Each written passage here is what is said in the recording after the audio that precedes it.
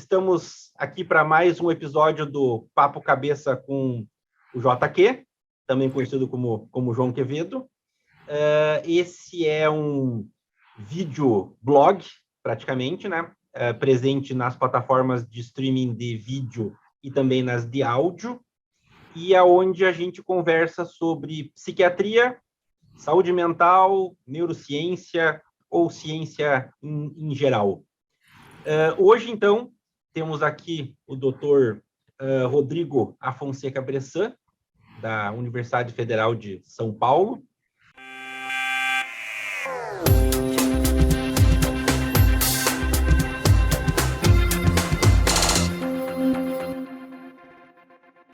E a gente começa sempre assim, Bressan. Quem é o Bressan na cena da psiquiatria nacional e mundial? Você que devia dizer isso, né, meu? Esse trabalho é teu, você vai passar para mim. Não, aqui a gente quer entender. Os caras que me apresentam que fazem esse trabalho, não vem com essa, não. Mas não vou devolver a pergunta. Eu estou no meu consultório, em geral, eu tenho direito de devolver quando eu estou aqui. Aí. Não, brincadeira. Eu tenho essa trajetória, né, de ter feito uma formação boa na Paulista, de psiquiatra, e uma formação em psicanálise também. Fiz, sei lá, um monte de sessão de psicanálise na vida, 7 anos, 4 vezes por semana e tal.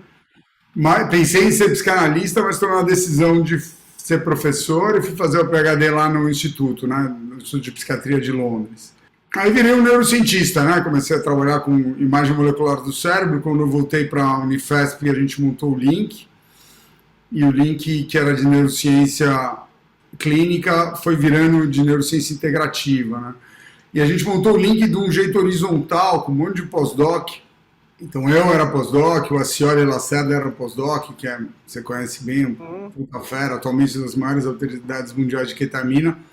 Aí geneticista, farmacologista, imagem, né, André Jakovski, a Cíntia. E aí a turma toda de alunos foi virando docente, né? A gente emplacou, acho que 7 docentes no departamento de psiquiatria, de 14 foram formados no Link. E o Link virou uma potência, assim, porque ele produz 70% da produção da pós-graduação do departamento de psiquiatria da Unifesp. Então, como a gente fez um desenho interessante, sempre multimodal, todas as nossas amostras eram vistas de todas as perspectivas que a gente conseguia colher, né? Tudo, nem de longe, né? Tudo explica parcialmente e tal. E aí a gente chegou no Brasil, fez um trabalho bonito com o Trodat, que é um traçador para transportador de dopamina, grupo que mais publica no mundo com isso, porque é marcado com TECNESS, então você publica em Parkinson, em doenças psiquiátricas e tal, mas a gente viu que essa linha de pesquisa tinha um teto, assim, a tecnologia era uma barreira importante. E aí a gente começou a trabalhar com muita a imagem estrutural, funcional, e aí compondo com genética, cognição e tal. E aí a gente trabalhou então com amostras de esquizo refratário, respondedor, primeiro episódio psicótico, ultra alto risco, né, que é aquele alto risco clínico. Você conhece esse construto da esquizofrenia que ampliou para bipolar, então a gente tinha os 2 quadros. E aí a gente foi para alto risco e depois para uma ação, vamos dizer assim, antes de ter risco, né, universal. E a beleza dessa história, por que ela ficou grande, é que a gente fez coortes grandes, né, então, sei lá, tem 250 pessoas com doença, 100 com refratariedade. É uma amostra grande? Uma amostra razoável e tal. Mas aí quando você vai para o primeiro episódio psicótico, você tem 400 negros drug naives, que você coordena, resposta terapêutica, todo mundo tomando risperidona, expressão gênica, aí o jogo já fica de gente grande, né? Porque aí ninguém tem isso no mundo. E expressão gênica, você começa a ver, né, o que está associado à doença em si, o que está associado à resposta à doença, à modalidade terapêutica e tal. E aí isso aí foi se multiplicando, né, porque aí expressão gênica você tem kits X, metilação, N-kits, então a coisa vai ampliando e vão se abrindo muitas colaborações. Mas a pesquisa mais bonita nossa, quer dizer, uma das mais bonitas, é esse coorte de 2.500 crianças que você conhece. do Instituto Nacional de Psiquiatria do Desenvolvimento. Isso é fantástico, né? É de gente grande, né? Porque assim, a gente segue há 10 anos, 2.500 que são recrutadas a partir de alto risco, né? De 10 mil crianças, e que aí também fizeram o mesmo desenho do link, né? Multimodal em todas as etapas. A gente tem 3 assessments depois do baseline. É um time grande, né? Ri, Rode, Giovanni, o Pedro Perm, todo mundo envolvido nessa história, o Ariga, a Abelha. E aí a gente, com isso também, fez publicações, e aí em várias áreas, muito legais também, né? Porque essa ideia de que os transtornos psiquiátricos são do neurodesenvolvimento, ninguém tem dúvida, né? É uma coisa que falar que infarto é do desenvolvimento do coração, né? Tudo é longitudinal, né? A doença não começa naquele dia que a gente enxergou ela ali, deprimia, o problema começou agora, é igual infarto, né? Começou antes, o negócio é entender o que aconteceu antes, né? E como as nossas doenças são multicausais, né? Tem um componente biológico forte, mas ambiental também, né? Tudo é multicausal, de novo, na medicina, mas o nosso cérebro é mais plástico que o coração, né? Para as questões ambientais, né? A gente trabalha muito com software modificando o hardware, né? Então, um evento emocional muda o teu hardware, né? É um pouco diferente do como o rim, o fígado, o cerebro. Aliás, quanto mais cedo na tua vida, mais capacidade de modificação tem, né? Exatamente. E aí, então, essa história da corte também ficou muito grande e gera uma produção científica muito alta. A gente acabou de ganhar um temático em cima de várias grandes que vai ganhando juntas, né? Grande internacional para complementar as coisas e tal. Temático da FAPESP. E aí eu montei nos últimos 4 ou 5 anos, eu montei uma ONG mesmo, um instituto. Chama Instituto Ame Sua Mente. Porque eu percebi que as minhas iniciativas de prevenção que eu tinha dentro do departamento de psiquiatria, que eu ia ensinar saúde mental em escola, que era o Cuca Legal, eles tinham uma limitação, porque a grande dava um pouco de dinheiro, você precisa de articulação e tal, que a ideia de transferência de conhecimento para a sociedade civil, a gente não é bom dentro da universidade. E aí a ONG faz isso. Tem um monte de barreira, né? Tem um monte de barreira. Ele não faz bem feito, Quevedo, é isso que eu percebi. Ciência a gente faz bem feito, eu acho, né? A gente se especializou nisso, faz conexão, publica de alto nível, faz as coisas bonitas, mas, transferência de conhecimento para a escola pública e tal, eu fiz umas coisas lindas, fiz 700 professores, com a secretaria, formei, depois disso, vácuo, não tinha mais tal. Agora não, agora a gente montou uma ONG, bem montada, com um board de gente muito legal, antenada, com...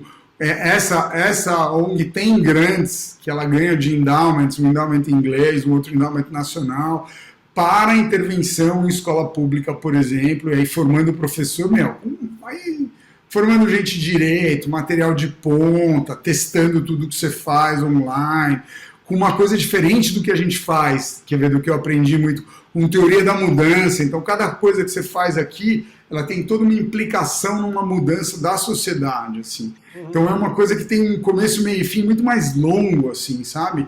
Tenho aprendido pra cacete com isso, assim. Então, isso complementou um olhar global que tem muito a ver com a minha prática clínica, né? Você vai aprendendo diversas coisas e volta para a minha prática clínica, volta muito, assim.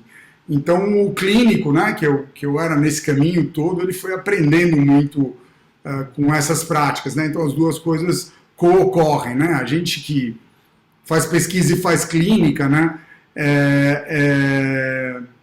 Tudo que você aprende lá, você investe aqui e vice-versa, né? Volta para o negócio. E eu falei da ONG porque o propósito da ONG é uma modificação na cultura sobre saúde mental no Brasil, que as pessoas se responsabilizem e se cuidem desde cedo. Essa ideia do desde cedo é chave, né? E está embedded na estratégia da ONG, né? Você sabe que uma das maiores barreiras para a assistência psiquiátrica é estigma, né? Na nossa coorte, 80% das pessoas que têm doença não se tratam. E aí, imediatamente, você fala, lógico, não tem serviço de psiquiatria infantil no Brasil, é tudo uma porcaria e tal. Aí você vai lá avaliar, a gente tem uma grande da London School of Economics, do European Council, com a Sarah Evans-Laco, e a Sarah foi lá avaliar quais são as barreiras reais. E a principal barreira é o estigma dos pais. Tu está dizendo que meu filho é louco, vamos dizer assim, né? Está dizendo que meu filho é louco. Ou você nem está dizendo, ganha essa informação e, porra, isso aí não é coisa de loucura, é um jeito dele ser, ou é o espírito, ou é sei lá qual coisa. Nossa família, todo mundo é meio pancada mesmo. Exatamente, ou isso não está acontecendo, é intriga da escola. A gente não intervém muito, né? A gente propõe até dar o diagnóstico, mas não intervém, né? No negócio de busca de ajuda, a não sei quando a situação é grave, suicídio e tal. Até porque é o propósito da pesquisa. E aí você vai ver, isso é mundo, né? Não é só Brasil, né? Isso é global. É global. E aí a ONG entra muito nesse lugar, né? Ela... Puta, fiz uma besteira aqui no computador. Mas ela entra nessa pegada, assim, muito alinhada cientificamente, sabe? De gerar awareness, de formar um professor que identifica precocemente, sem preconceito e maneja rápido.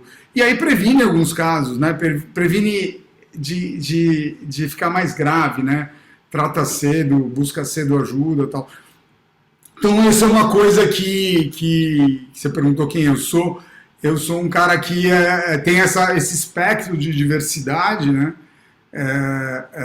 E que tem um investimento diferenciado até. Eu não conheço muita gente da nossa área que tem esse nível de investimento e seriedade nesse campo aí, né? Sem perder todo o campo high science que a gente faz, né? E pagando as contas aqui com o consultório, né, Quevedo? Porque não é moleza, né? Ciência no Brasil não paga, né? É o que paga as contas. Quanto tu faz de consultório? Faço mais ou menos 20 horas, um pouco menos, porque demanda lá na universidade também. Uhum. Não, acaba sendo um segundo job, né? Porque, na verdade, na universidade tu acaba trabalhando 40 horas não tem jeito com as demandas que tem, né? E aí o que acontece é que o consultório vai até tarde, né? Para você acertar a dívida das horas que você... Para poder pagar a conta, você acaba atendendo até 10 da noite. Sim, porque daí tu pega, tem reunião não sei do que, tu cancela o consultório, tem que viajar, e aí vai, né? Uma bola de neve, né? Exatamente. Mas voltando lá atrás, cara, eu gostei dessa história de que tu queria ser psicanalista, assim. Como é que foi essa virada de chave, assim? O que aconteceu? Você sabe que era engraçado. Não sei se você lembra do Maurício Silva, era um cara que era um cara importante no Lille, era um epidemiologista formado lá em Pelotas. Era um cara mais sênior que eu, a gente fazia o curso de metodologia científica do Jair Mari, que era condição para entrar na pós, né? Eu estava no R3 e ele já estava fazendo doutorado com o Jair. E eu vinha com o meu Freudzinho, porque eu fazia grupo de estudos com os canalistas bons pra cacete. E ele falava, larga essa merda, você tem talento. Porra, deixa aqui, eu gosto desse negócio e tal. E aí, assim, eu era sério, né? Quando você faz uma coisa, você faz sério. Eu fazia análise pra cacete. Você tinha uma divisão entre psicodinâmicos, né? Que seriam os psicanalistas, e os caras mais orgânicos, ou psicoestáticos, como se brincava aqui e tal. E aí eu queria sair dessa confusão, assim, eu era todo metido, representante de residente, estava no conselho de departamento e tal, e eu não entendia aquela história, porque os caras falavam que a psicanálise era verdade, outro que a clínica era verdade, nem neurociência tinha no departamento, era tudo puta fragilidade e tal. E eu estudei muita epistemologia também nessa fase, eu tinha uma professora de medicina epidemiologista que a gente fez um curso de bases filosóficas para conhecimento da ciência. E eu fui lendo dos pré-socráticos aos contemporâneos, direitinho, assim, né, lendo o texto original, mas para entender ciência, de um jeito mais seco, assim. Então, sei lá, lia Locke, lia... não significa que eu sei e entendo, né, mas lia e ia correndo atrás, para entender conhecimento, de onde vem esse negócio. Aí eu fui entendendo que, era uma puta de uma briga política. E uma briga política fazendo mal danado para os alunos, né? Porque ficava dizendo que um negócio está mais certo que o outro. Eu falava, meu Deus, que santa ingenuidade. E aí a psicanálise, quando ela é usada fora do construto dela, ela explica tudo, né? Igual o Freud explica tudo. E aí é uma cagada total, né? Aí nego faz qualquer coisa, medica interpretando. E aí eu vi essas coisas que ficava mal. Até eu sair do conflito, demorou um bocado. Eu tinha claro que eu queria fazer carreira acadêmica, eu gostava da história, e gostava de fazer pesquisa, né? Obviamente eu gostava, você vê agora. Mas para mim foi interessante, porque me custou muito na residência, um pouco depois, mas a resolução me enriqueceu, assim, para sair dessa puta baboseira, né? Então tem um respeito profundo por psicanálise dentro do setting, né? Funcionando para determinadas coisas. Quando transborda o setting, aí eu não respeito mais. E aí eu fui aprendendo muita neurobiologia, né? Porque aí você fica com preconceito com neurobiologia na minha formação, né? Então eu precisei ir para a Inglaterra para perder, porque eu tinha uma formação epidemiológica boa do Jair, em psicanálise, mas neurobiologia mesmo, hard, zero. E aí no meu PhD, aí eu passei 4 anos e meio na Inglaterra, aí eu aprendi e respeitei também, porque é uma coisa que você não respeita, é uma coisa meio maluca. E aí aprendi, e foi bom, né? Essa história de fazer PhD fora, para mim, foi muito bom, porque tira da loucura aqui, né? Da vida de consultório e tal, e você fica focado numa coisa única. Então, me deu uma bagagem ampla, assim, que eu realmente curti, assim. O que tu estudou lá? Lá eu fiz imagem molecular, lá eu fiz SPECT, era um traçador para receptor NMDA, glutamatérgico, um negócio, puta, ainda é moderno hoje, assim. Eu trabalhava com, eu fui com um sanduíche, e a minha orientadora lá ia ganhando uns dinheiros e ia me contratando por mais um ano e meio, 2 anos, por jobs. Então eu tinha esse traçador que era o NMDA, que era alto risco, que era do meu PhD, a tese principal, a grande principal, e eu tocava estudos com risperidona, depois com a misoprida, para ver bloqueio ácido-estriatal, com um traçador que chamava Epideprid, que tinha sensibilidade para avaliar bloqueio fora do estriado. Porque dentro do estriado, você precisa de uma afinidade menor. Fora do estriado, como tem menos receptor, né? Mesolímbico, frontal, pré-frontal, você tem menos. Aí você consegue medir com um traçador desse tipo. Então eu toquei 2 linhas de pesquisa. Na verdade, até os papers, quando eu voltei de lá daqui, eram melhores, né? E dava para fazer uma outra tese de doutorado de PhD ali. Mas aí com o glutamato foi muito interessante, porque ninguém falava muito disso. Todo mundo tinha essa hipótese que esquizofrenia podia ser glutamatérgica, né? Por causa da indução de sintoma psicótico com ketamina, MK801 e tal. Meti a cabeça nessa hipótese glutamatérgica e a gente testou. E o traçador, precisava modelar um traçador de SPECT, né? Porque de PET, você tem lá 1000 facilidades para modelar, você usa sangue arterial e tal. E a minha orientadora achava que isso era impossível. Eu falei, se os caras fazem no PET, eu vou fazer em SPECT também. Aí aprendi a canular a artéria, eu ia ser cirurgião quando era moleque lá, e aí eu não tinha problema com o procedimento. Eu fui lá, aprendi a canalizar a artéria, ficava canalizando a artéria e a gente modelou de um jeito super sofisticado, que quase não se faz em SPECT. E aí o traçador funcionou, mas a modelagem é complicada, porque é intra-channel, assim, sabe? Então tem um compartilhamento a mais dentro do receptor NMDA. Mas o que foi legal é que, a gente mostrou coisas interessantes, que realmente a clozapina modulava o receptor NMDA. Esse é um biological psychiatry lá de trás, muito citado. Deveria ser muito mais citado, né, o trend setting dessa história, e depois a gente publicou um molecular psychiatry mostrando isso em drug naives. Esse é o outro também bem citado, esse ainda é mais citado, que é in vivo evidence of NMDA disruption. O problema é que uma parte do campo não acreditava muito na validação do traçador, né? Então isso deu um pouquinho, e era para ter uma repercussão Nature e tal. Mas as coisas todas se verificam atualmente e tal, mas, de novo, né, você volta para o Brasil, aí você não consegue mais fazer coisa de muito de ponta. Olá, para mais um episódio do Papo Cabeça com JQ, eu trago uma recomendação de leitura, Esquizofrenia, Teoria e Clínica, de autoria do colega Ari Gadelha, do Antônio Egídio Nardi e do Antônio Geraldo da Silva. Ele é publicado pela editora Artmed, em parceria com a Associação Brasileira de Psiquiatria. Aqui você vai encontrar tudo o que você precisa saber sobre esquizofrenia para melhor tratar seus pacientes. Mais um livro, JQ recomenda. E por que estudar esquizofrenia? Como é que tu caiu na esquizofrenia? Então, eu caí porque era a linha de pesquisa do Jair e do Itiro, lá com quem eu trabalhava, né, na Paulista. E aí eu fui para o PROESC, que é o programa de esquizofrenia, na época chamava até esquizo, até meio feio, né? Vai para esquizo e tal. E aí eu cresci ali dentro do PROESC, e é interessante, assim, também foi uma outra bagagem que completou muito a minha formação, porque o PROESC, ele tinha uma ala forte da terapia ocupacional. A Cissa Vilares, que foi esposa do Miguel Jorge, lembra? Ela trouxe o Open the Doors, que era um programa anti-estigma, para o Brasil. E o PROESC foi uma das sedes. E tinha uma terapia ocupacional muito forte, assim, todas essas ações anti-estigma.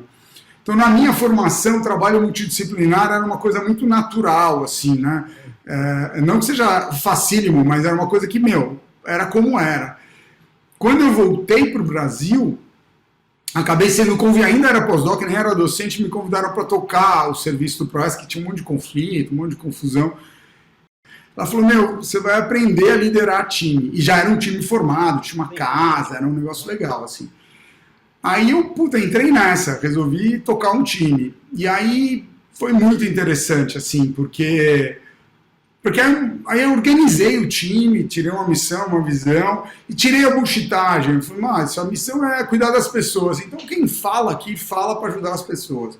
Pode falar de junguiano, do que se for, mas tem que ter uma repercussão clara no que vai ajudar as pessoas. E aí diminuiu a bullshitagem de um jeito, sabe? Assim, a gente entrou num negócio de eficiência muito forte, assim, mas mantendo a ideia de multidisciplinar e uma coisa bem forte aí, anti-estigma.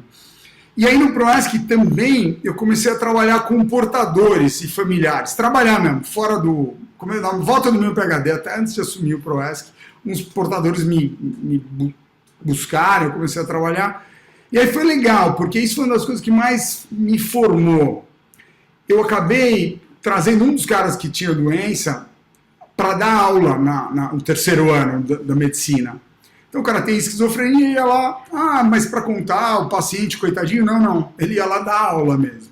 E ele falava de alucinação, delírio, blá, blá, blá, blá, blá, como alguém que conhece. Quevedo, demais. Porque eu dava aula nesse curso desde que eu era pós-graduando, né? E todo mundo só fazendo gracinha, o louco, maluco, ouvia a voz, não sei o quê, acha que estão falando com ele, estão manipulando o pensamento. Na hora que o cara vai lá e fala, então, eu tenho essas coisas. E além do que, você está vendo aqui minha perna mecânica? Eu ouvi uma voz e pulei na frente do metrô e perdi a perna. O que acontece? Isso que é imponderável, né? Ouvir voz vira concreto, né? Porque o cara tem uma perna mecânica ali. E um cara que fala bem pra caralho, um cara super sensato. Lógico que a gente trabalhava muito junto pra ele encarar lá a molecada, né? O terceiro ano. E aí aprendi muito com isso. E a gente acabou fazendo um livro que chama Entre a Razão e a Ilusão. Não sei se você conhece, já ouviu falar desse livro? Porra, esse livro eu tô reeditando agora, né? Tem uma puta demanda. A gente por cagada, tirou da Artmed. E agora tá no eBay por uma grana. Tá? Pô, foi um livro super bem feito. Eu gastei tempo nessa história. Assim, consegui uma verba da AstraZeneca que pagou o Jorge, pagou o ilustrador. Mas falei para a AstraZeneca, vocês distribuem aí o que vocês quiserem, mas o direito autoral é meu. E meu, da Cici e do Jorge, né, que construímos. E agora eu estou reeditando, eu estou relendo, eu estou falando, porra, tá que vergonha esse negócio. Bem feitinho, sabe, com essa visão plural do fenômeno, sabe, não arrogante e tal. E não sobre a história do Jorge também, né, porque cheio de livro autoral aí, né, para dizer que é bom, que é ruim. Uma coisa ponderada, discutindo várias, neurobiologia inclusive e tal. Então, foi uma das coisas que eu também curto, né? Você fala quem é você no cenário, eu sou um cara que fez um livro que eu aprecio sobre psicoeducação em esquizofrenia. Quer ver? Tem um outro legal também. Mostra aí. Esse aqui eu gosto também. Esse aqui é o Razão e Ilusão que você conhece. Mas esse aqui Casos de Superação e Esquizofrenia. Conheço. Conhece também? Por que eu gostei desse livro? Porque eu achava que nego trata mal a esquizofrenia porque não tem esperança que os caras vão melhorar, né? E aí negligencia. Porra, bipolar nem investe pra caramba, testa essa droga, faz não sei o quê. Com esquizofrenia, porra... Aí, não nada, né? clozapina e elongação, que é um negócio meio que não falta evidência, nego não dá. E aí você conversa com os caras, mas pá, dá trabalho, não vai melhorar e tal. Aí eu comecei a ver que nego não tinha esperança. Aí eu pedi para os melhores caras de esquizofrenia escreverem casos. Mas o que é mais legal é o seguinte, estava aqui no meu consultório, em cima da mesa, esse livro aqui. Passa um paciente meu que eu trato, sei lá, 10 anos, primeiro episódio de psicótico, ele bate o olho, aponta pro livro e fala assim, é a primeira coisa positiva que eu ouço sobre esquizofrenia na minha vida. Foda, né? Yeah. O cara falou isso, eu falei, nossa, estava em cima da mesa aqui, porque tem a palavra superação e tal. Uhum. E aí eu falei, pô, então você está falando aí, né, o que eu faço? Assim, essas duas coisas são legais, essa posição de olhar a doença com esse raciocínio de esperança, né? Sim, não como um veredito, né? Mas como... Não como um veredito, mesmo porque, né, nós que trabalhamos com neurociências, é como se esses diagnósticos fossem moldados em pedra, né? Vamos falar real, né? Lógico que a gente usa o parâmetro diagnóstico, mas, pô, cérebro é um negócio mais complicado do que o que a gente enxerga agora, né? Então, você vê, nego arrogante quebra a cara o dia inteiro na nossa especialidade, né? Porque, é isso, eu tenho certeza e tal. E as evoluções variam muito, né? É lógico que existem as doenças que a gente enxerga, mas tem muita coisa que a gente não enxerga. Sabe que tem um paper que me marcou muito, que chama, de 76, do Cohen e Cohen, chama A Ilusão dos Clínicos, do Archives. Qual é o raciocínio? O raciocínio é o seguinte, o que a gente enxerga do fenômeno esquizofrenia, bipolar, mania, whatever, é sempre o polo mais grave. Por quê? Porque é quem está mal que procura o médico. E quem está muito mal procura mais. É o cara que vai para a enfermaria que você vê todo dia lá. Quem se recupera, tem uma evolução boa, vai embora do médico. Ou fica muito longe do médico. Ou se trata com o clínico ou para a medicação. Então, quem enxerga o fenômeno mesmo é a epidemiologia. Só que a gente, você, sou eu, que nego vem falar o que é esquizofrenia? Eu que defino. Não, os livros, é tudo gente igual a gente, tá certo? E a gente é envezado. A gente define pouco por aqui. Então, a gente não enxerga o espectro inteiro. E quando você pega um caso de primeiro episódio psicótico, ou psicótico, maníaco e tal, você tende a envezar para cá, e a forma como você reage ao problema é o que fala para os pais, para o próprio sujeito, o que é. Então esse viés, ele faz parte da nossa formação. Não tem jeito de não ser assim. Por mais que você leia paper de epidemia, você não enxerga a coisa. Quer ver um dado que eu nunca enxerguei, e ainda quase que reluto de enxergar? 75% dos transtornos mentais do adulto começam antes dos 24 anos. 50 antes dos 14, Quevedo. Você acredita nisso? Eu tô vendo no consultório todo dia, né?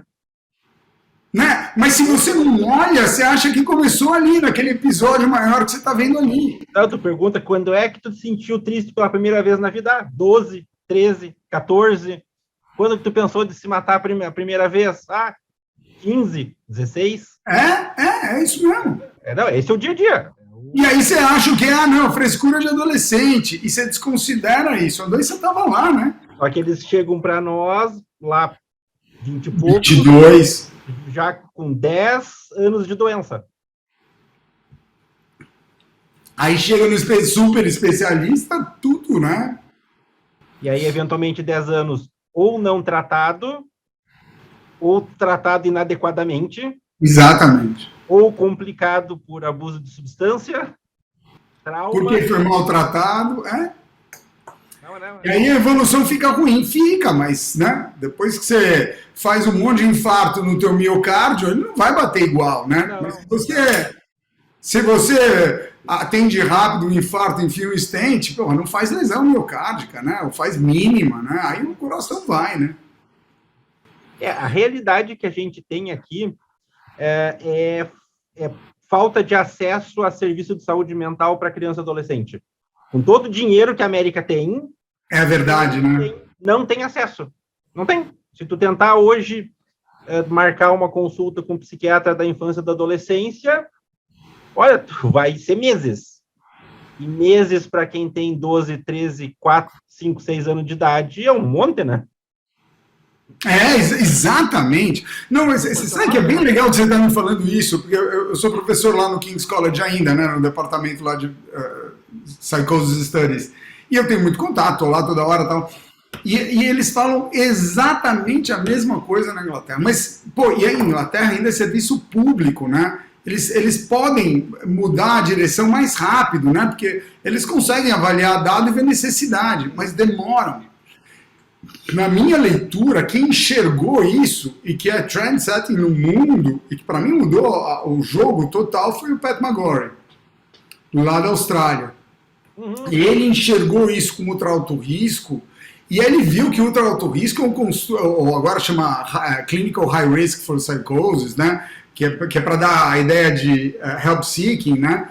E isso vale para bipolar, também entrou e tal. Mas o que acontece? Isso é o pródromo proximal, assim, né? Não é o distal. E o que acontece é que você deixa de pegar um monte de gente. E aí eles montaram esses serviços, que você deve conhecer também, os Headspaces, na Austrália inteira, de baixa intensidade para pegar cedo e com baixo estigma para adolescente. Busca, como que chama? Procura espontânea. Puta, eu acho isso de uma sacada, porque vai muito mais rápido para esses casos, né? E é o que você falou. Meu, você tá com 14 anos, ideação suicida, se corta de novo, toma remédio, e não tem lugar, ninguém te atende. É o que você falou, são anos vividos em meses. Né? Uma coisa que tem sido legal aqui, que tem acontecido, os distritos escolares têm feito contrato com o nosso departamento para a gente trabalhar junto com o distrito escolar. Então, é para pegar as crianças lá na escola a hora que tem a primeira manifestação. Mas exatamente. Né? É com o novo, lida com todas essas barreiras e tem também aquela barreira maior de todas, funding. Exatamente. Então, os distritos escolares que têm mais recursos, eles tendem a ter mais acesso porque eles conseguem fazer esses contratos, né?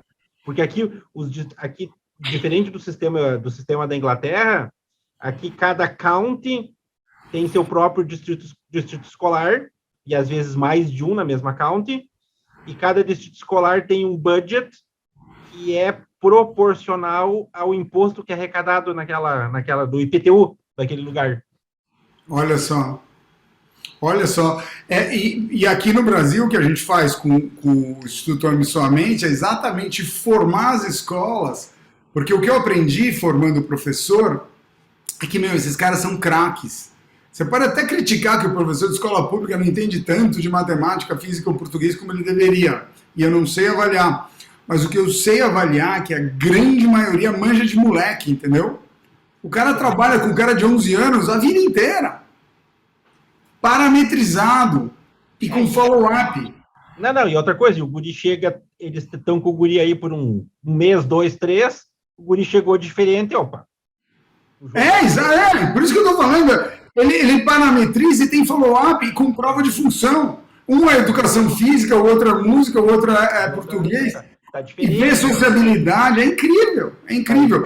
Tá isolado, tá triste. Os caras já enxergam pouca informação bem dada, né? A gente constrói formas bem sofisticadas de levar essa informação, é uma puta diferença. É incrível. E os caras que começam com uma situação, lá vem você, mais um burden aqui nas minhas costas, né? Mais uma sobrecarga, eles falam, isso aqui me agilizou a vida para resolver problema na escola. Então, tem um impacto bem grande. A gente montou isso com base no Teen Mental Health do Canadá. Você conhece o Stan Kutcher, não conhece? Sim. O Stan montou essa história. Nessa época, ele veio 2 vezes para o Brasil, ficou com a gente aqui. Aí a gente ficou bem próximo do Stan. Ele falava, eu quero ser ministro da Saúde. Aí ele não virou ministro da Saúde, mas agora ele é senador. Sabia? O Stan é senador. Eu até com ele. Ele entrou nessa história de saúde pública e tal, então foi com essa base, lógico que a gente adaptou ao Brasil, mudou muita coisa, tem 1000 estratégias diferentes, assim, atualmente, mas adaptado ao modelo nacional, né? Então, quando essa ONG, né, esse instituto quer contribuir para o Brasil, não é ela que vai fazer, né? É montar coisas para que sejam políticas, né? Lógico que você vai expandir, você vai fazer não sei o quê, mas tem que entrar como política, não tem jeito. E assim, Bressan, provavelmente tem gente assistindo nós aqui que vai ficar imortalizado lá no YouTube, que eventualmente é professor. Assim, o que tu daria de lá do cara que é lá de Santa Catarina, do Amapá, de Roraima, assim, que são algumas pérolas do que observar nas crianças, assim, no teu ponto de vista? Primeiro é essa pérola, né? Vocês já sabem. Essa é a primeira sacada, assim, né? Vocês já sabem. O que precisa é revelar que aquilo é problema ou não. O fenômeno eles já enxergam, entendeu? E entender que é um problema de saúde mental é mais difícil. Um dos pontos mais chaves é o que você falou, né, Quevedo? É o que a gente vê no consultório. Como é que era o seu filho? Ele era assim e ele mudou. É o que a gente pergunta para os pais. A mesma coisa o professor tem que se perguntar. Cara, a menina era uma boa aluna, cheia de amigos e tal. Ficou no fundo da sala, faz 4 meses que ela está tirando nota baixa. Aí alguém falou que ela separou do namorado. Justifica? Mais ou menos, né? Separou do namorado. Precisamos ver o que está acontecendo, né? A chance dela ter deprimido é razoável, né? E aí, ver o que está acontecendo, né? Acender a luz de alerta é o ponto inicial do negócio. Mudou o comportamento. E aí mudou o comportamento, como abordar, né? Pergunta para outros pares, outros professores, como é que você está vendo? Não, é só na aula de português. Provavelmente é uma coisa do grupo da aula de português. Não, é em outras aulas também. Então você vai vendo com a mudança de comportamento o que pode ser. A mudança de comportamento tem várias, né? Agressividade é o mais expressivo, todo professor nota isso. Só que qual é o problema do professor que nota a agressividade? Ele reage. Esse aluno é um babaca, infrator, questiona a minha autoridade. Quando ele vê o aluno que está agressivo como um problema do aluno, ele é capaz de fazer igual no judô, né? Usa a força do aluno para ajudar ele mesmo, ajudar o aluno, né? E aí ele fala, opa, talvez tenha um problema. Quando ele encaminha como um problema, não como uma ameaça, ele realmente também acolhe o aluno mais na sala de aula, então ajuda a resolver o problema do próprio professor, que é lidar com o pentelho do aluno enchendo o saco dele, mas ajuda também a encaminhar e ver que tipo de coisa está acontecendo, né? Então, agressividade, isolamento, tristeza, queda de performance, né? Isso que é bonito, né? Porque os caras têm uma medida de performance, a gente não tem, Quevedo. Eles conhecem a performance do aluno antes e depois, né? E ele vê, fazer essa prova não faz mais, mudou o comportamento social. Então, e às vezes, você enxerga também mudança no jeito de ser. Mas aí todo mundo fala, adolescente muda o jeito o tempo inteiro, né? Muda. Aí o que acontece? Isso é legal. A gente entende mudança de adolescente dos que a gente vê no consultório dos nossos filhos. Esses caras veem isso há muito tempo. Você vê o que é uma mudança natural da adolescência e o que é uma mudança desviante. Entendeu?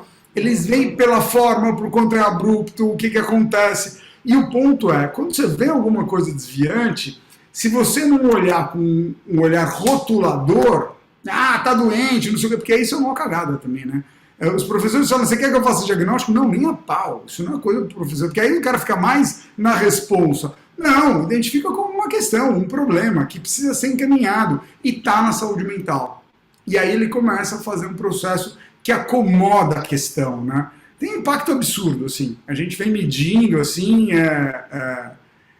informação de qualidade que é absorvida e vira prática mesmo.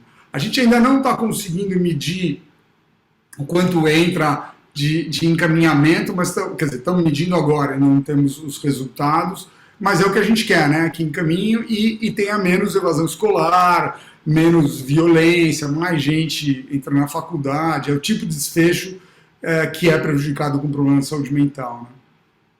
E lá no outro, assim, nós estamos falando lá do cara na escola que está começando, que vai ser encaminhado, mas agora, para aquele cara que foi encaminhado e chegou, e tu faz um diagnóstico de esquizofrenia. Não necessariamente tão jovem, mas talvez depois. Como é que tu comunica o diagnóstico para o paciente e para a família? Como é que é o teu... Porque eu sei que a tua abordagem é diferente, eu queria dividir com as pessoas. É uma pergunta interessante, né? Todos nós temos diretrizes que a gente aprendeu e uma abordagem pessoal, né?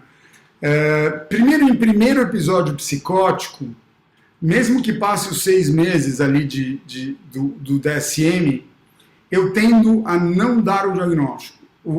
Não dar o diagnóstico de esquizofrenia. Se me perguntarem, eu falo, no DSM é esquizofrenia, na CID também. Mas o meu olhar é um olhar assim, eu falo para os garotos, eu falo assim, olha, você tem psicose, olha aí os sintomas, são iguais aos da esquizofrenia. Ou você se trata e se responsabiliza, ou você vai fazer esse caminho. Você tem vários caminhos possíveis a partir daqui. E é interessante, porque a pessoa, quando você é muito direto com as coisas, e não tem preconceito com ouvir vozes, cara, você ouviu vozes, o que você está discutindo aqui?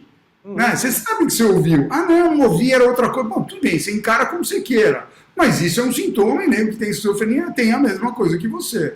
Então tem vários caminhos, se você se tratar, você tem uma chance baixa de ir para lá. Agora, se você não se tratar, não.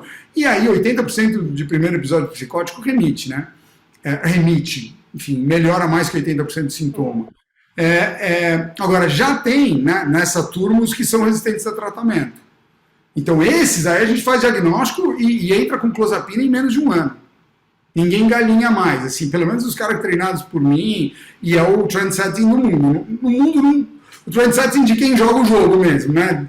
No mundo, todo mundo fica com medo de clozapina, não sei o quê. Meu Deus, se tu soubesse a dificuldade que é prescrever clozapina aqui nos Estados Unidos... Olha só. A gente entra muito cedo porque é uma mudança do jogo, né? Porque, claramente, isso já era mostrado lá no meu PhD, que a gente acabou de falar, tem gente que tem uma doença mais glutamatérgica do que dopaminérgica. Isso é verdade. Né? Não tem muita... Você vê, e é engraçado, sabia? Que eu tenho uma coisa legal, esse é um insight nosso, clínico, que a gente vem testando e vem fazendo sentido. Vou te falar qual é, e você que é um bom clínico deve ter visto isso também. A chance de alguém com início precoce, com muita desorganização de pensamento, com baixa cognição, de ter um quadro de resistência a tratamento é enorme. O famoso hebefrênico, ele com muita frequência vai para a clozapina. Você vê o coorte da Judith Rapoport, de esquizofrenia infantil, cara, todo mundo toma clozapina. É isso aí. Mas tem paranoide infantil. Eu não sou psiquiatra da infância e adolescência, mas tinha um programa de infância e você vê, paranoide com 10 anos, 12, mas típico, assim, bonitinho. É diferente, a apresentação é diferente. Mas esses que desorganizam, parece ser uma outra doença. Aí a gente começou a fazer alguns coortes e avaliar isso. Então tem um coorte entrando na enfermaria.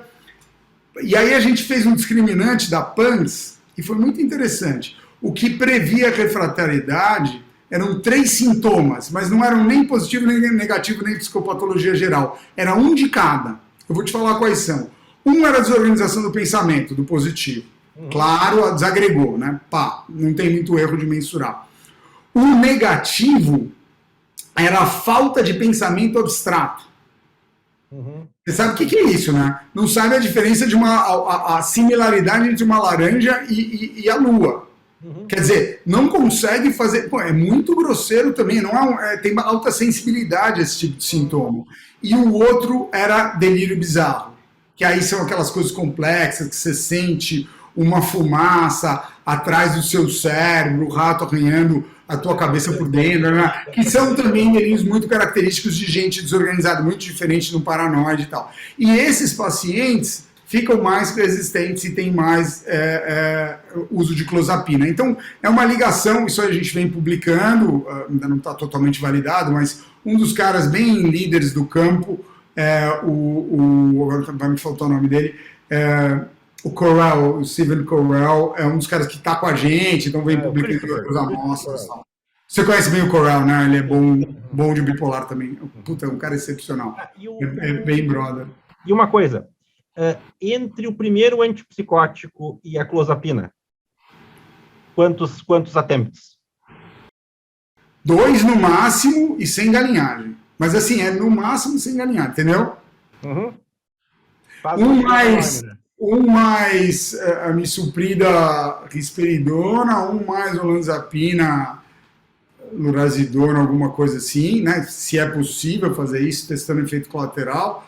Agora, o que é legal desse livro aqui, que eu aprendi, é como a gente pôs 3 personagens. O central é um paranoide que não vai precisar de clozapina nem depósito, mas tem uma menina, o Gabriel é o personagem central, e aí eu pus uma personagem que chama-se Francisca, e essa personagem, ela tem um quadro de baixo insight, não toma remédio. E o outro personagem, Francisca, é o Carlos, que tem esquizorrefratária e usa clozapina. Agora, o que é legal? Quando os pais leem isso, eles veem que pode ter várias evoluções a doença. E eles perguntam aos 3 personagens daqueles 5 encontram, não sei se dá para ver. Dá para ver sim. Eles se encontram no hospital e cada um tem que ter uma abordagem, entendeu? Então o pai que já entendeu isso no começo e está lendo o livro, ele fala, não é a hora de dar esse remédio, não é a hora de dar a injeção, porque o cara foi educado sabendo que a doença pode tomar vários rumos. E essas 2 evidências fazem muita diferença na evolução da esquizofrenia, né? Muita, né? A adesão é chave no começo da doença. É a diferença de tu ter funcionalidade ou não. Exato. E é muito interessante, a gente se surpreende muito com alguns casos. Eu tenho um médico exercendo, tá aqui, tá nesse livro aqui, exercendo, que veio aqui com, 10 anos de formado, acho que ele já tinha, olhando para o teto e falando com alucinação. Com a mãe, zero insight, dando bronca nele, para de falar com não sei o quê. Eu tive um estudante de medicina que depois se formou, fez residência em endócrino e hoje atua. Também esse cara usa Trinza, usa injeção trimestral, esse que eu estou falando, e atende. E ele virou para mim um dia e falou, Rodrigo, olha que legal, paguei o cruzeiro dos meus pais. Que achievement, né? Cara, emocionante, vai, Quevedo. Você deve arrepiar. É possível, mas é aquela coisa, tem que tratar precoce, remédio certo, dose certa. E esse cara, Quevedo, é interessante, porque ele não foi bem tratado. Ele só não tem uma doença tão grave. Se ele fosse bem tratado, ele era ainda mais preservado. Acredito, eu concordo. Ele não foi bem tratado. E esse cara tinha um destino manicômio. Você imagina, solilóquio aqui, conversando, entrando, ele era o caos, não trabalhava há 5 anos. E o que é interessante, né? As pessoas às vezes ficam falando, então deixou o esquizofrênico ser médico e tal. Cara, o CRM avaliou esse cara. Os peritos do CRM, porque ele teve uma questão, uma discussão, a maior parte dos pacientes não precisam passar por isso, né? Mas o CRM autorizou trabalhar integral, entendeu? É uma coisa... Tomando a medicação, cara, não tem porquê, né? Cara, Bressan, cara, não vou tomar mais teu tempo aí, porque eu sei que já tá na hora de ir pra casa, né? Pra ti já é 8 da noite, já fez consultório suficiente. Cara, queria te agradecer muito. Só vou pedir uma última coisinha. Qual que é o conselho que tu dá para quem está no início da carreira? Eu acho que um conselho... Eu ia ser cirurgião, entrei na USP em cirurgia, em várias coisas. Cirurgia era muito mais chique e elegante do que ser psiquiatra e ganhava mais. O conselho é, faz esse negócio se você gostar. E se você acha dentro desse negócio de psiquiatria alguma coisa que você gosta também. Porque se você gosta, você faz de outro jeito, né? Eu acho que isso eu compartilho com você, né? A gente gosta muito do que a gente faz e a gente investe a alma nessa história, tá? Tem que tomar cuidado para não investir demais. Mas eu acho que esse é o primeiro approach. E o outro é não se feche em algum paradigma. Seja sério com os paradigmas que você lê, aprende o que é recorte epistemológico, né? Até onde cada paradigma neurobiológico, farmacológico, psicoterapêutico, TCC pode te dar. Seja médico, não é muito complicado esse papo, você é médico dos pacientes, se você é psiquiatra, você não é terapeuta.